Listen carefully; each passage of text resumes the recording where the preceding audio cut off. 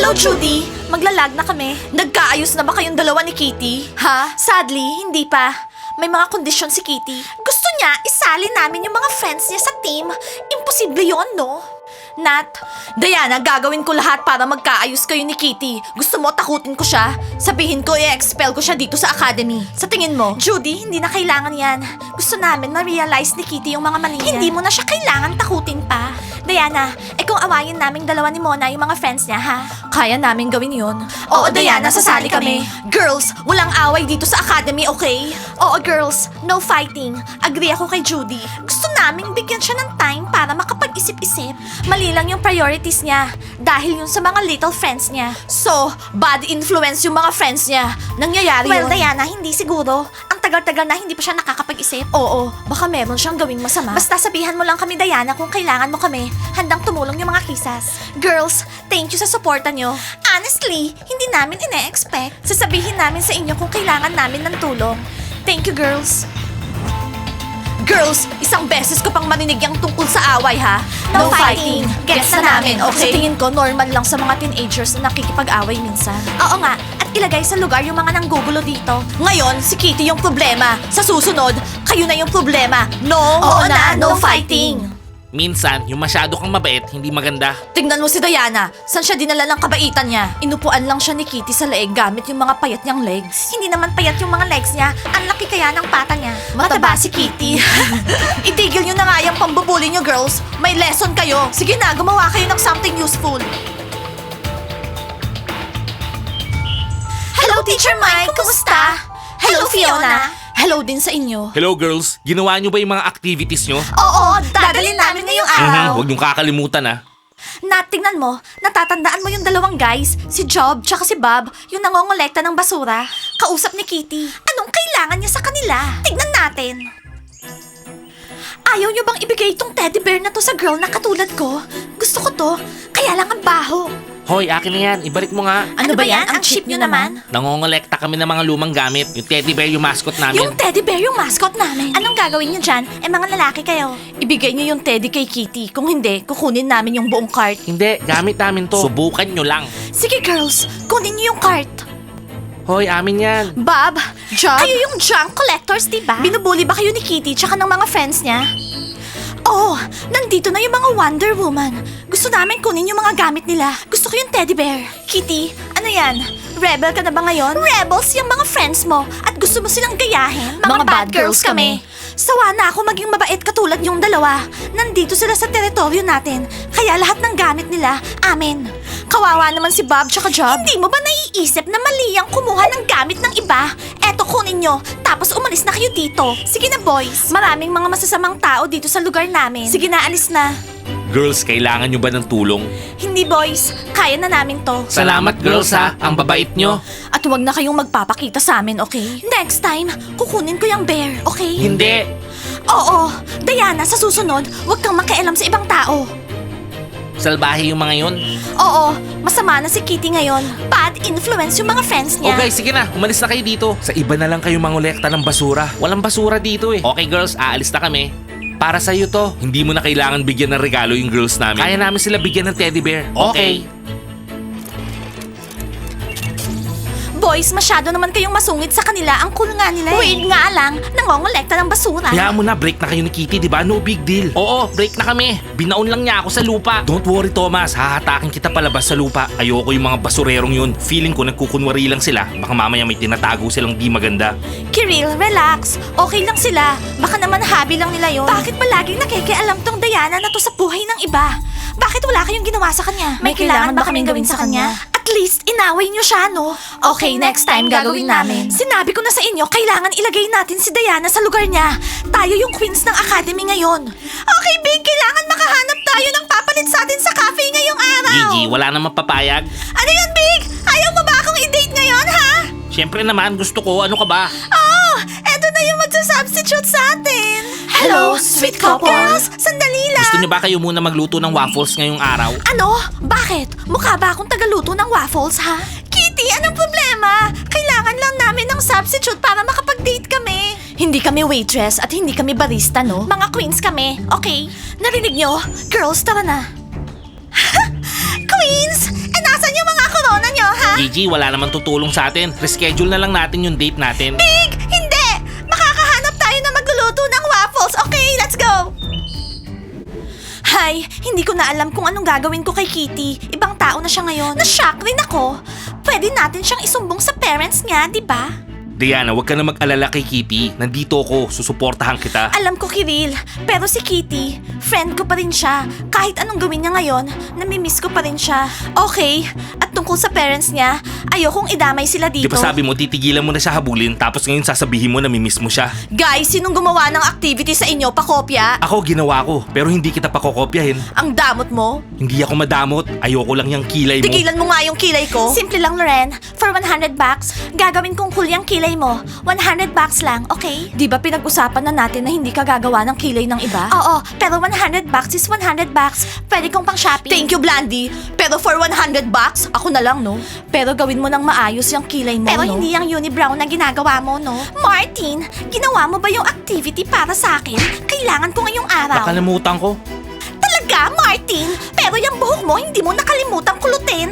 Diana, hindi niya ginawa yung activity. Well, mukhang mababa yung grade natin ngayong araw. That's it. Puro kasi tayo, Kitty. Nakalimutan na natin yung studies. Sa wakas, Diana, meron kang sinabing smart. Guys, tignan nyo sino nakita ko dito sa loob ng academy. Kinakalkal nila yung mga basura. Teacher Mike, kilala na namin sila. Si Bob, tsaka si Job. Ayos, ngayon tatawag na ako ng pulis. Bitawan mo kami. Hindi na kailangan ng police, Teacher Mike. Hindi naman sila gumagawa ng masama, nangungulekta lang ng mga lumang gamit. Aha, tapos ibibigay nila sa girls namin. Nakikipag-flirt na sila. Hello boys, kumusta? Talagang meron kang gusto sa kanila, Moody? Yung may dala ng cart, yung nakapanamahan. Hindi kayo pwede pumasok dito sa academy. Paano ba kayo nakapasok? Eh may mga alarms dito. Dumaan kami doon sa underground. Taga dito kami kaya alam namin yung mga daan. Wow, ang sweet. Mukhang meron tayong daga sa underground natin.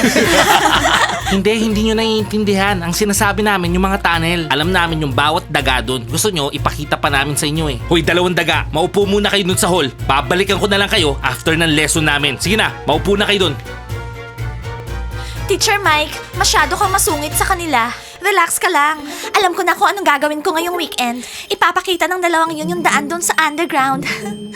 Mga cats tayo, hindi daga. Oo, pero Mona, adventure to.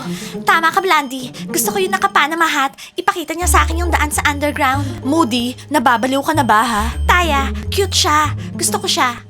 Okay, Diana, Nat, nasa yung mga assignments nyo? Oh, Teacher Mike, ang bango-bango mo ngayong araw.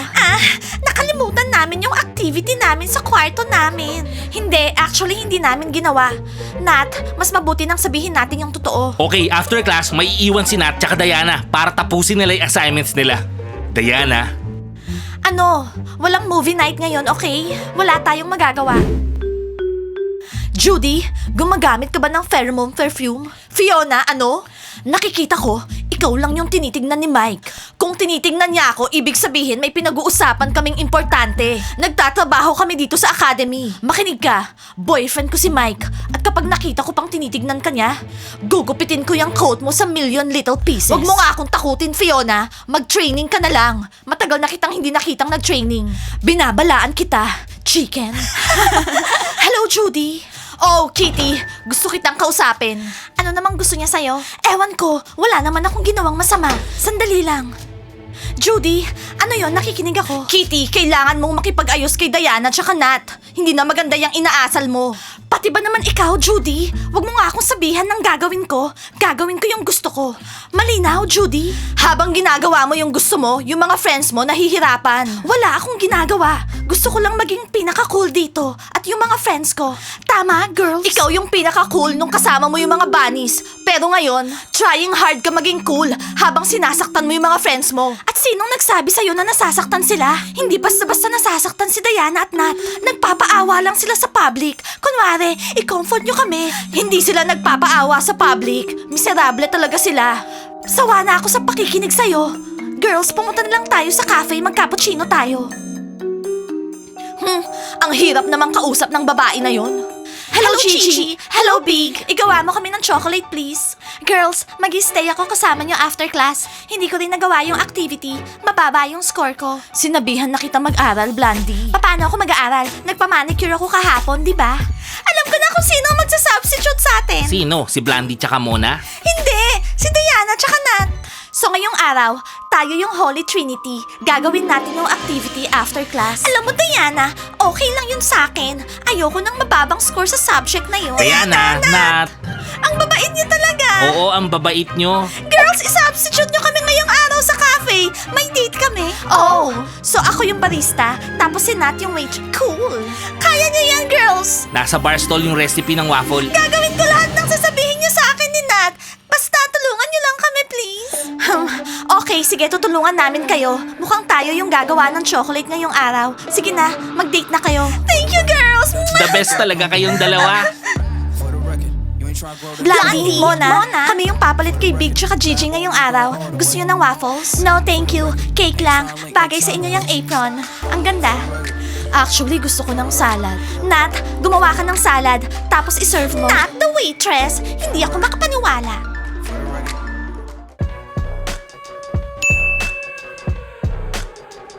Hello? Anong o-ordering nyo? Cappuccino. Tingnan nyo kung sino yung waitress ngayong araw. Si Nat. At ikaw, Diana, ikaw yung barista? Oo, barista. Ito-try ko yung best ko para igawa kayo ng masarap na cappuccino. Hindi ako makapaniwala. Talagang ipang-serve natin si Kitty tsaka yung fans niya. Oo, customer natin sila ngayon. Girls, chance na nating pagtripan si Diana tsaka Nat. Oo nga. Gawin niyo lahat ng sasabihin ko. Sigurado ako, may gagawin kalokohan si Kitty ngayon. Subukan lang niya. Makakatikim sila sa atin. Hindi mo ba narinig si Judy? No fighting dito sa academy. Nat, sige na. Hindi ko kaya to, Diana. Hindi ko sila kayang ipang-serve. Hindi tayo pwedeng umatras. Eto na yung cappuccino nyo. Yak, ang sama ng lasa. Hindi ka ba tinuruan paano gumawa ng cappuccino? Ang sama, gumawa ka nga ng bago. Ano bang problema nyo, ha? Nababaliw na ba talaga kayo? Mga baliw, ako lang naman yung queen dito sa academy. Diana, cappuccino para sa mga friends ko. Hindi nila nagustuhan. Ano daw? Mga baliw sila. Ayaw nila yung cappuccino mo. Imagine. Okay, gagawa ako ng bago. Pero this time, may asin. Baka gusto nila yung cappuccino na merong asin. Oh my God! Natumba yung cup ko.